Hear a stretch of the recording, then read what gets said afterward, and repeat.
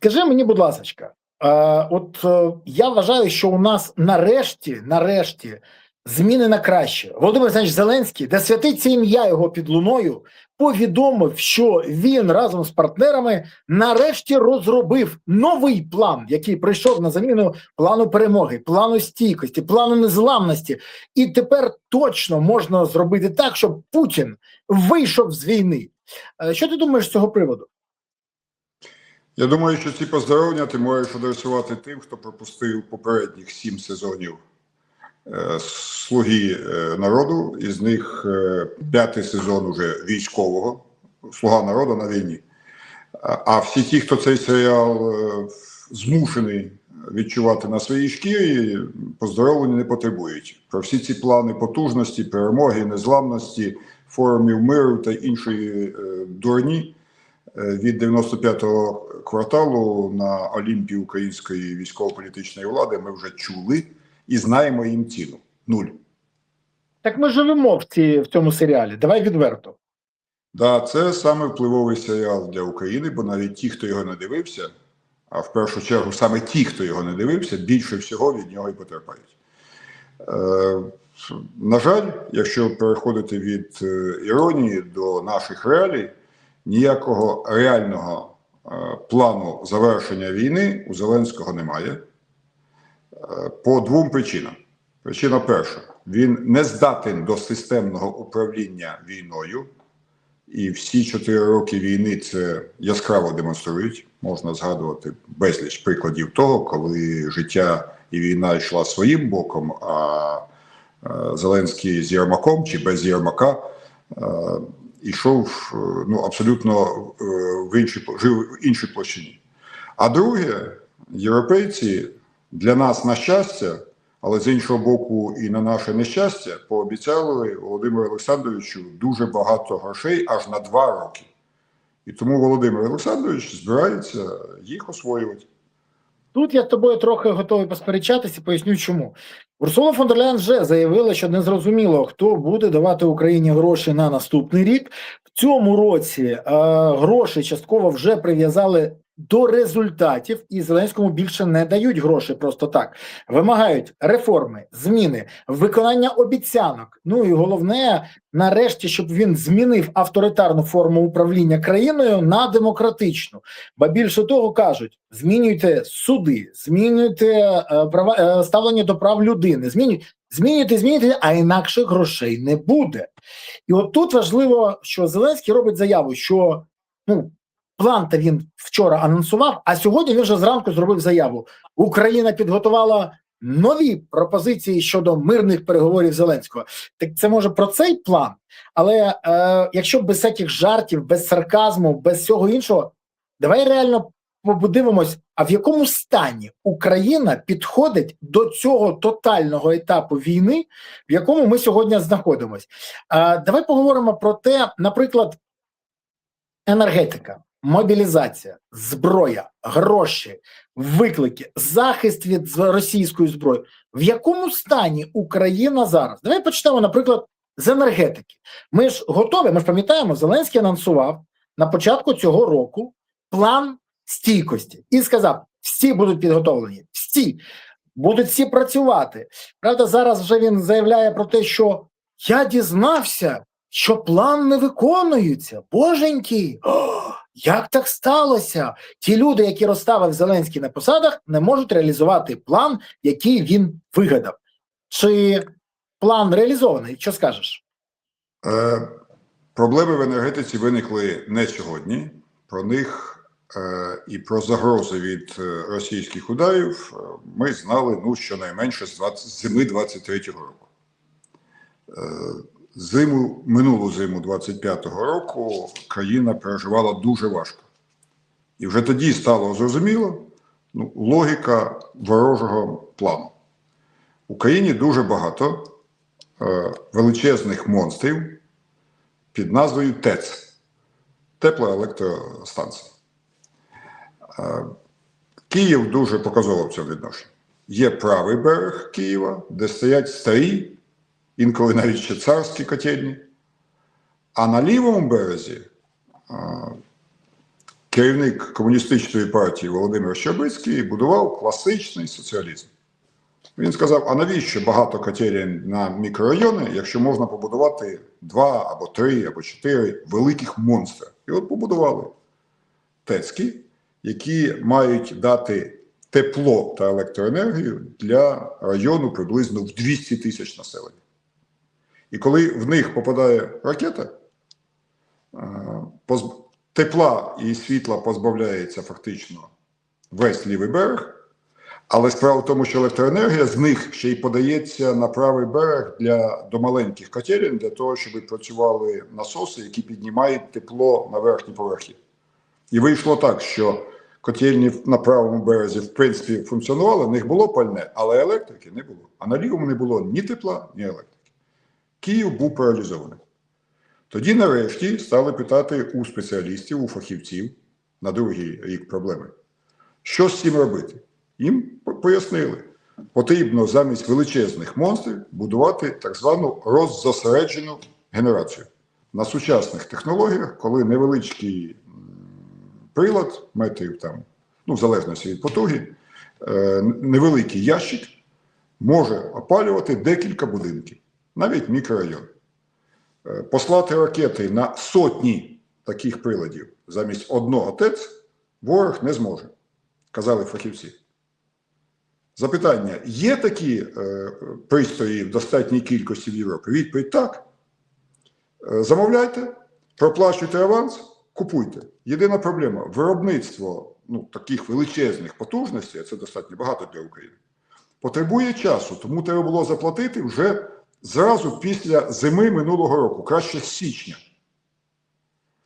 Ця проблема виникла, я ще раз кажу, ще в 25-му році казали, заплатіть в січні 25-го і зиму пройдете. Але віце-прем'єр-міністр України Кулеба, який одночасно очолював... Олексій Кулеба, який одночасно очолював і комісію по захисту енергетики, і комісію по тепло- і енергопостачання стійкості, і те він очолював, не ударив палець об палець. Тому минулого року фактично єдина нова оця технологія розосередженої енергетики була та, яку безкоштовно нам прислали наші союзники з ЄС та США. І їх було дуже мало. Здавалось би, урок минулого року мав би щось навчити. Як мінімум зняти Кулебу. Зняли? Хрена з два. Його нагородили. Його нагородили. Да, його нагородили, його всіляко хвалять. Він обов'язковий учасник будь-яких офіційних заходів першої леді, напевне, цим і пояснюється його довгожительство. І в результаті відбулося те саме. На сьогоднішній день уже офіційно ми дізналися, що із обсяга необхідного введення нової генерації до мережі виконано 10%. 10%. Відповідно, якщо ворог нанесе удари по ТЕЦкам в Києві, в Харкові, в Одесі, в Дніпрі, їх компенсувати можна лише на 10%. Нарешті, при зміні уряду Кулебу загубили серед віце-прем'єрів, і на другий день він сплив в Раді національної безпеки і оборони ким? Заступником секретаря з питань енергетики. Незамінний спеціаліст. Але, напевно, про це можна поговорити чуть пізніше, про відповідальність. А зараз скажемо тільки одне. Енергетика в країні до зими не готова. Чим відповіла влада? Щось пояснила людям? Ні. Вона на під'їздах твоєї Троєщини розклеює оголошення. Шановні громадяни, евакуйовуйтесь з Києва, кому треба допомога, дзвоніть по такому-то телефону. На сьогоднішній день, замість того, щоб людям пояснювати, що зробити, щоб пережити цю зиму, хто винен в тому, що так сталося, і як довго він буде сидіти, влада пропонує громадянам тікати з країни. Чим це загрожує, крім енергетичного колапсу? Борислав, давай назвемо речі своїми іменами. В країні зараз перебуває не більше 20 мільйонів українців. Це означає, що з них приблизно 10 мільйонів пенсіонерів, приблизно 4-5 мільйонів дітей, А значить, на економіку і оборону працює не більше 5 мільйонів людей. Якщо якщо людей закликають виїжджати з країни, це означає, що в першу чергу поїдуть категорія працездатних з своїми дітьми.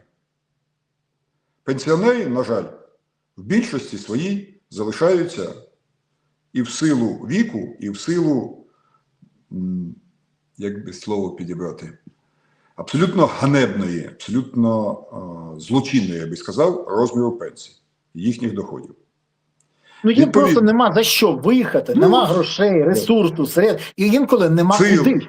Знань, розуміння.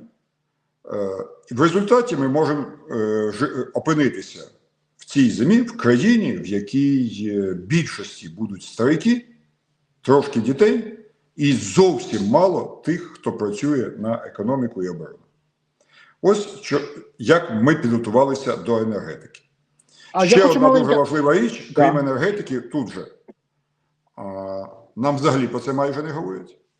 Але насправді росіяни будуть енергетику розглядати лише як третій пріоритет своїх ударів. Перший – вода. Абсолютно незахищені системи. Без дубляжа. І другий – водовідведення. По-людськи кажучи, каналізація. Каналізація – це така інженерна система, яка в разі знищення їхнього енергетичного господарства, насосів, повертається туди, звідки приплила, на перші поверхи промислових, там, не знаю, сервісних і жилих масивів. І росіяни вже декілька разів гатили і по Києву, і по Харкову, саме в райони енергетики, водовідведення.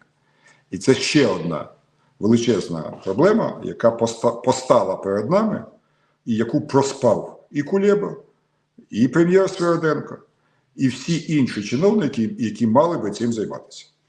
Тепер відбуваються листочками в під'їздах: виїжджайте. Все.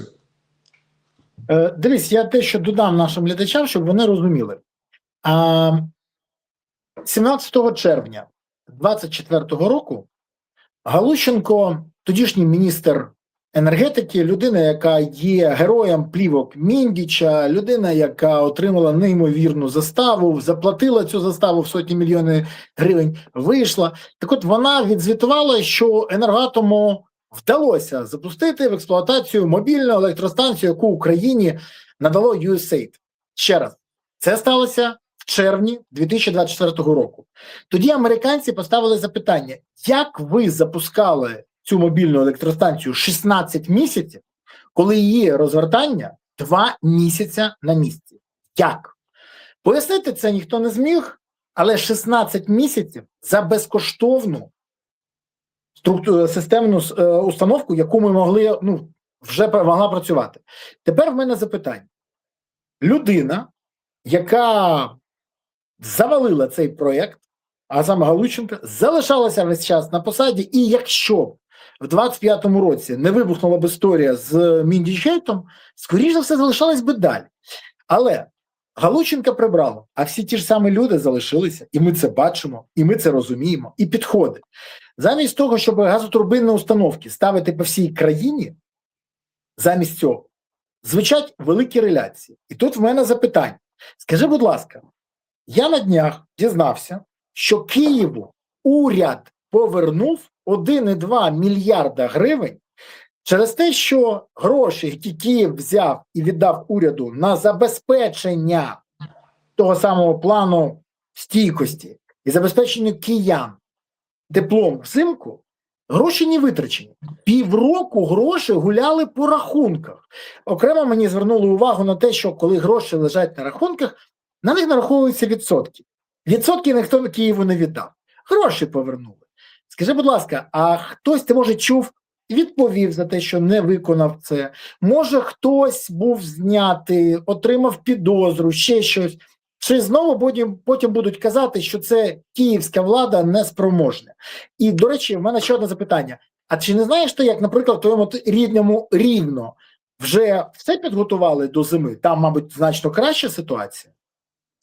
Дивись, пам'ятаєш, на початку року, після шоку замерзання цієї зими, уряд, а потім і Зеленський підхопили створення планів стійкості на наступний. Так. Десь місяців 3 малювали ці плани. І якщо пам'ятаєш, потім Рада національної безпеки і оборони України під головуванням Зеленського їх затверджувала. Всіх, крім Києва. Бо Київ, виявляється, подав їм поганий план.